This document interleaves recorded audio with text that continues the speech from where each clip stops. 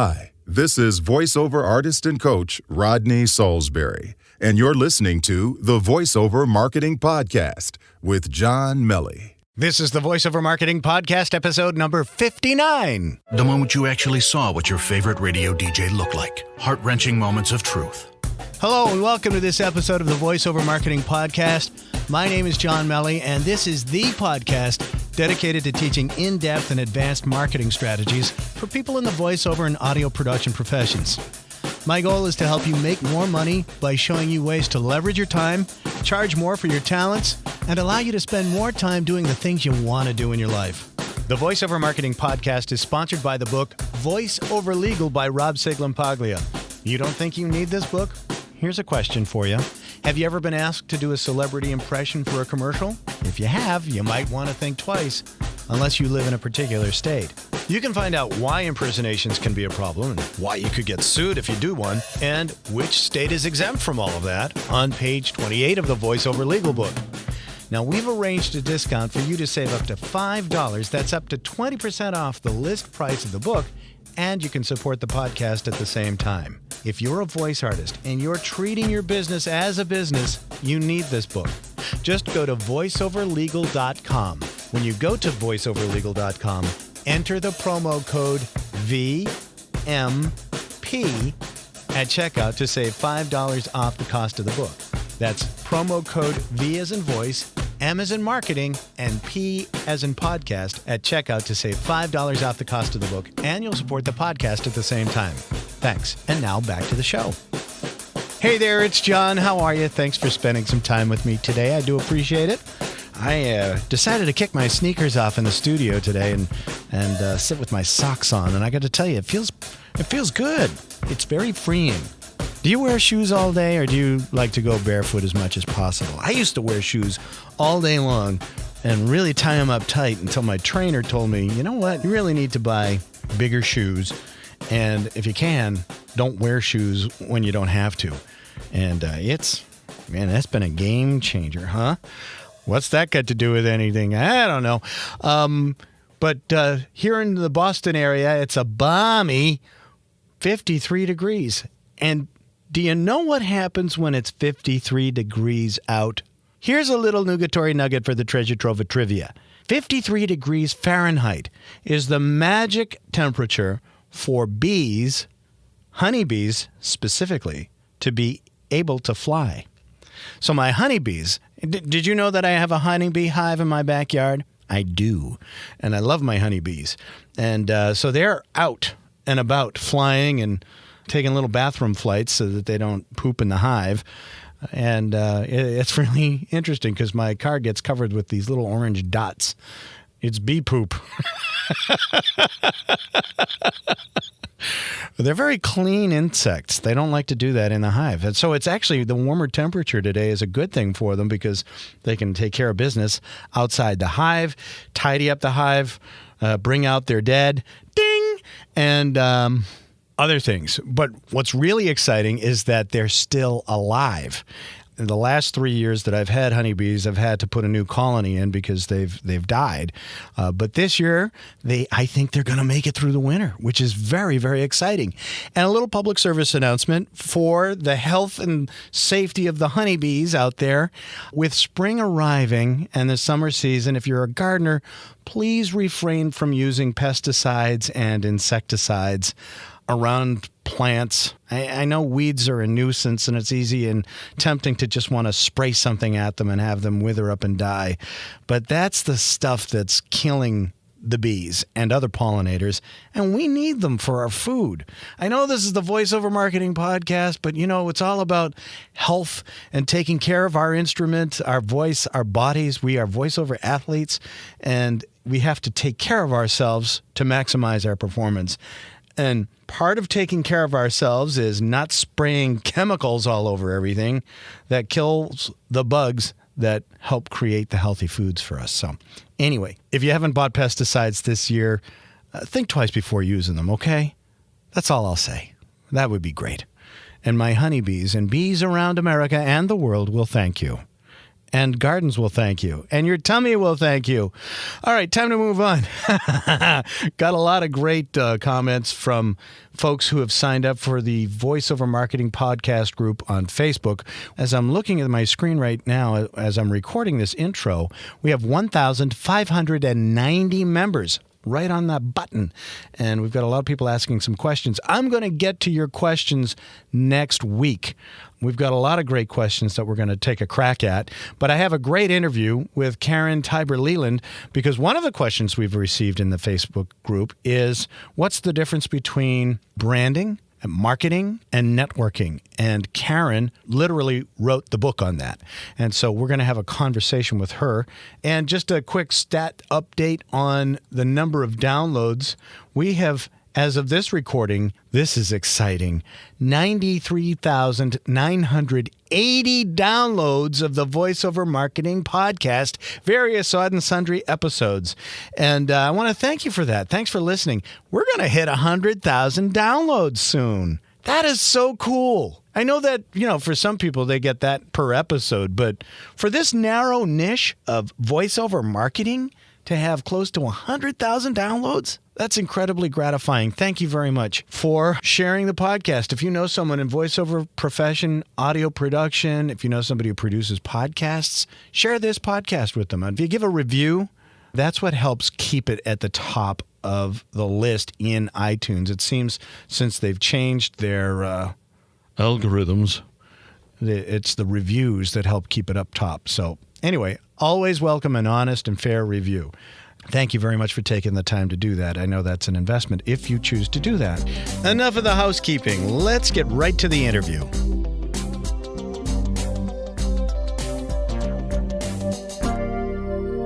Well, welcome back. As I mentioned in the first part of the program, my guest today is Karen Tiber-Leland, and she's the president of Sterling Marketing Group, which is a branding and marketing strategy firm.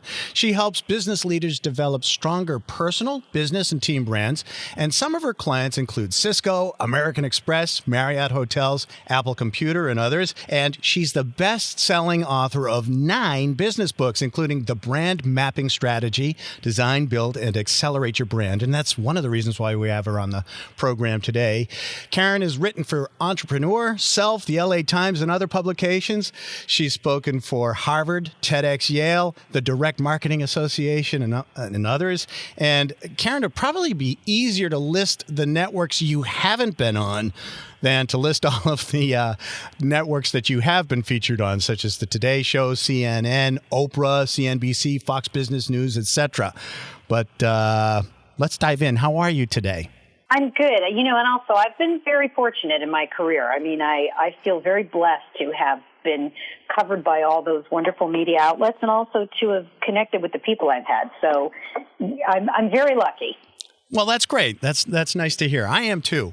Let's just frame what we're going to talk about today, because we get a lot of questions from listeners of the Voiceover Marketing Podcast about, hey, John, what's the difference between branding and marketing and networking? And you've literally written the book, The Brand Mapping Strategy. And so I thought, when your assistant Bethany reached out to us, I thought, you know what? Let's get the expert on. Let's talk about that. But before we define all those things, can you tell us a little bit about your story and how you got to do what you're doing now? Absolutely. So, I started out as first of all, this will make you laugh. I don't think you know this about me. I was a musical theater major in college and an art minor. Cool. And one day I was in an audition and I thought, this is a crazy way to try to make a living. And I just decided that it was probably not the best path for me. Although I loved it and it was fun and I still do it for fun, I pretty much decided that being an actor or an artist was not going to be the best path for me in terms of a living. And so I went back to school for business development and I became really a management consultant. I ran a management consultant firm for many, many years all over the world, a boutique consulting firm specializing in customer engagement and employee engagement and leadership development and et cetera, et cetera. And after about 20 years of doing that, I was writing books. I was writing business books, and I was the one in our company who had been given the responsibility of making sure that the books were the marketing. I was in charge of the marketing and the branding for our company. Mm-hmm. And I started to like that field so much that after about 20 years as a management consultant, I thought, you know what, I'm really much more interested in the branding and marketing side of business. And so I started this company, Sterling Marketing Group, to really work on personal and CEO and team and business branding and marketing. So that was how I ended up getting here. But the funny part is, as you know, being somebody who specializes in what you specialize in, I use my acting training every day. Mm-hmm. So whenever I have to do a webinar or an interview, the fact that I know how to use my voice is really incredible. So it's been a great gift that stayed with me my whole career. Yeah, I completely agree. You talk about how you had more of a fine arts background. I was a political science major in college, and actually there you go. I was a lobbyist for the real estate industry for for years. And my mom has a saying. She says, "No experience is ever wasted." And I know I've said that before in the podcast, but all of the things that we do in our lives contribute to where we are now. So I totally get that. Yeah, so that's how I got here. That's cool. So you, having auditioned, you kind of understand what a lot of our listeners go through in terms of auditioning quite a bit. And just before we started our conversation, we were talking about how a lot of voice talent spend a lot of time auditioning and wondering how they can get someone to hire them. And one of the things we talked about this podcast is create your own products and services using your talents that you can sell and create assets for your business. I guess that dovetails nicely into what we want to talk about today is how can we brand ourselves and market ourselves so that we can promote those products and services that we create, but also our services to clients who want to hire us to voice their products and services as well. Well, I think one of the things you have to start with is understanding that branding and marketing today, they're different, but they also are very integrated because of the world we live in. So the way I would define branding is really how you position yourself in the market. In other words, who are you? How do you describe yourself? What is it that's unique that you bring to the market? What's your position in the market? What's your contribution? Marketing is getting that message out there. And so the branding is the clarity of the messaging, and then the marketing is actually the actions you take to get the marketing, to get the message out there, essentially get clients. But they do go hand in hand today. There's not as much of a separation and a distinction between them as there used to be, just because of, the internet and social media. Yeah, how do you think that has changed that evolution? Well, I think one way it's changed that evolution is that it used to be sort of a one and done phenomenon. It used to be it was like the biggest stick in the market. So for example, if you got on Oprah, people would think, okay, if I can just get on Oprah with my book, then that's it. My career is made. And so it used to be like one big hit is what you needed. And today it's not really one big hit. It's thousands of small little hits that are the right ones. So branding and marketing's become much more of a marathon than a sprint with social media and the internet. What's occurring to me as you're telling me this information is that this is more of a niche type culture than it used to be. When you mentioned about you got on Oprah with your book and you were done, the thing that came to my mind was that if you were a comic back in the 70s and 80s and early 90s, if you got on Johnny Carson, you were done. Exactly. You were all set. And today you can achieve that by having a hit on YouTube. Right. So the platform's changed. But have you read the book, The Long Tail? I'm sure you have.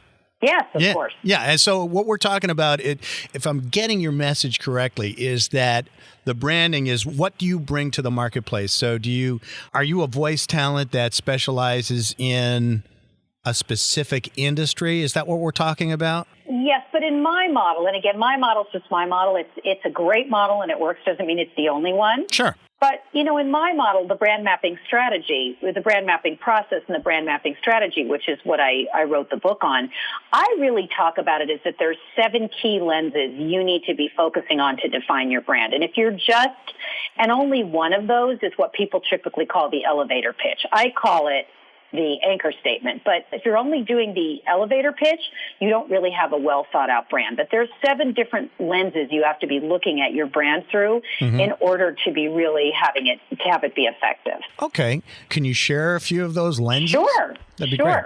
So one is the anchor statement, which is the go-to description of who you are. That is the one that's sometimes called the elevator pitch. Okay. But then there's also the unique branding proposition, which is what is it about what you do or how you do it that makes you unique, distinct, special? What sets you apart? There's what I call the brand tone and temperament. What's the consistent mood or tenor or quality or character or manner that you bring to all your interactions? What's your brand energy? What can you be counted on to contribute in any circumstance at any time? What's your signature story? Why do you do what you do? What's the essential story that brought you to that place? What's what I call your signature service, which is your core competencies and your offers. And then, what are your brand enhancers and reducers? What are your current strengths or weaknesses, your opportunities and your threats? And while those sound very sort of simple and obvious, it takes me usually an entire day of hard work, like sweat work, with an individual or with a business to get the answers to those 7 lenses. I can imagine that it would, because there's probably a lot of introspection and having to get the organization or the individual to be candid enough with themselves to admit what a lot of those are. Absolutely. Yeah, that's probably half your day. Exactly. Yeah, that's funny. So in light of all those lenses that you shared with us, go back to the earlier part of our conversation where we were talking about auditioning. Is there something that we can do with these lenses that will improve or positively affect the way we go about auditioning? It's funny because, we were talking about auditioning, and I, even though it's not what I do for a living, I still audition for theater as well as TV and film. So the funny thing is people put so much emphasis on what happens in the audition room. And does that matter? Of course it does. But what happens before and after the audition room makes a difference as well. So think about it. If you're trying to build your brand and you've got an audition with somebody and you do a great audition, but then you can send them a little note card afterwards or an email afterwards or send them a little business card afterwards. And on it, you've got a link to a blog that you write about voiceover, or you've got a blog that you write about something, or you've got a podcast that you're doing, or you've got something else that shows who you are and what you think and what your brand is, that all shores up and reinforces the brand. So I think in some ways people put way too much emphasis on what happens in the audition room. Again, I'm not saying that doesn't matter. It does. Sure. But when you're clear about that, who you are in that brand, you tend to walk into the audition room with a clearer presentation of who you are. That's one thing. But then there's lots of things you can do on either side of the audition that can help make the case. You don't ever know where someone's going to find you. And so part of it is people assume that all of the action happens just through the audition. But I know, and I'm certain that people that have been hired lots of times because someone's found them somewhere else, not just in the audition room. Oh, sure. That's happened to me. It's happened to me.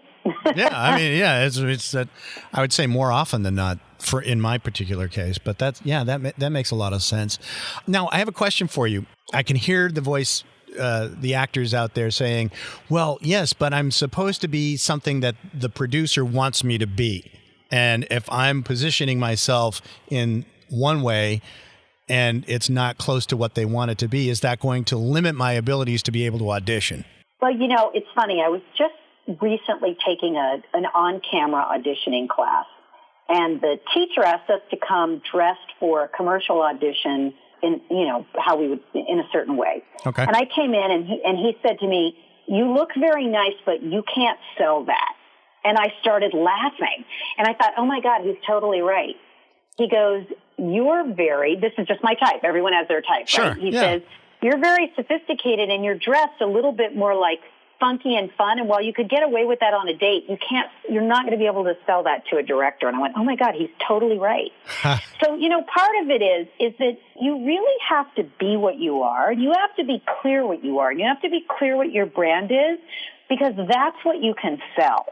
And even if you think you're selling something else, you're not. You're not fooling them, because energetically, you have a certain way that you are. We all do. So going in there, really being 100% clear on what you are and selling that, I think is people's best chance for getting hired. And then once you're in and once you're doing stuff, if you have other capacities, if you can stretch, you get the chance then to show other parts of yourself. But, even for me, being a branding strategist, that had to be pointed out to me. And part of the reason why is it's very hard to see through the inside of our own eyelids. Right. You're too close. It's really tough. So I think that thing about what you can sell is really what you are. And so sticking to that is a profoundly powerful way to go into an audition. Don't try and be something you're not. No, just because you think that's what they want, because you won't be able to pull it off anyway. Right. The thing that pops into my head as you're talking is, and I know I've been using that phrase a lot, but a lot of what you're saying is really making me think quite a bit. I imagine for a lot of clients that you work with, that at the end of this process, there must be a lot of relief on the part of the client. It's like, oh, you mean I can just be myself? Well, there is a lot of relief, because I think a lot of times when people, CEOs or executives or individuals come to me, the concern is I don't want to pretend I'm something I'm not. What I always say is, look, what I mean by branding, your self-personal branding, is never about lying, faking, exaggerating, or pretending to be something you're not. It's really about actually getting to the true heart and essence of what your contribution is, and then being very clear about how you represent that. So I think people not only feel relieved, they often feel empowered to really go out and be their greatest contribution. Because your contribution is not mine. Right. They're equally important, but your contribution is not mine. And how much of this then translates into the ideal audience finding you? For the ideal audience to find you, one, you have to be clear on who you are and expressing it that way, but you also have to be out there. This is where the marketing part comes in. You have to be doing things so that you can be seen by people. And whatever that is for an individual, that might be different. There's over 40 different tactics you can use to brand and market yourself or your business, your personal or your business brand. You're not going to do all 40. You're going to pick the 2 or 3 or 4 that are strategically the most useful for you. Yeah. So for some people, that may be going in and doing stage readings, because even though they're not voiceovers, they get seen by people that are directing or producing those things. For some people, that may mean doing a podcast and they get heard that way. For other people, that may mean writing a blog post about the industry and they get seen that way. So part of it is just, you have to figure out of those 40 tactics, which ones are the right ones for you. Sure, that makes sense. First have to find out what the 40 tactics are, and then you can pick which ones work best for you. Well, in the 40 tactics, there generally is, like I know in the book, I kind of list what the different tactics are. There are sort of general categories of tactics: PR, podcasting, webcasting, blog writing, traditional PR and media, advertising. And, there are these sort of general categories, but part of it is figuring out your individual branding and marketing plan for your business. And if your plan is only show up and audition, that's not a branding and marketing plan. Very candid and frank and good advice. I would agree. Karen, you've given me a lot to chew on here, and I'm sure the folks listening to the podcast are thinking, wow, there's a lot of stuff here to look into and to work on. If people want to learn more, what's the best way for people to get in touch with you, and what other resources can you direct people to? Well, certainly people can go to my website at www.karenleland.com. They can get the book, The Brand Mapping Strategy, Design, Build, and Accelerate Your Brand, on Amazon. And then, I often have individuals who want to work with me, but they're not looking to do what a company is doing, which is spend a year having me manage their brand. So I do something called a Rent My Brain session, and it's a lightning strike 1-hour session that I do, consulting session I do over the phone with individuals to really help them answer some key questions about their brand or their strategy. So that's always possible and available as well. Oh, that sounds like a great opportunity. Yeah, it's an easy way for people to do some work with me that doesn't require a lot of money or time. Cool. And you can find out about that on your website, KarenLeland.com? Yep. Okay, cool. Well, we're going to put links in the show notes for this episode to your website and your book and all those other great opportunities. Anything you want to say before we say goodbye?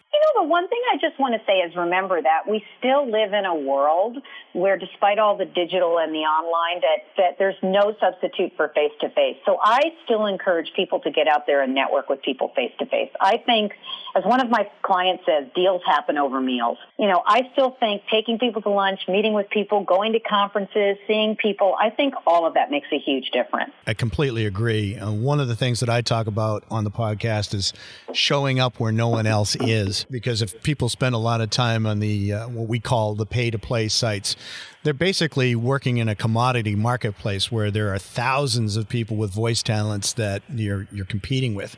But if you're somewhere where you're the only one, you're the only game in town. So yeah, that's good. Yeah. I'm going to borrow that. Okay. Very good. Well, Karen, I want to thank you so much for spending some time with us and sharing your information with us. And we'll be sure to check out that book. Thank you, John. It was my pleasure. Thanks for having me on. Our program originates in the Boston studios. We hope you'll join us again. Until then, we bid you au revoir, keep your chin up, and the best of luck.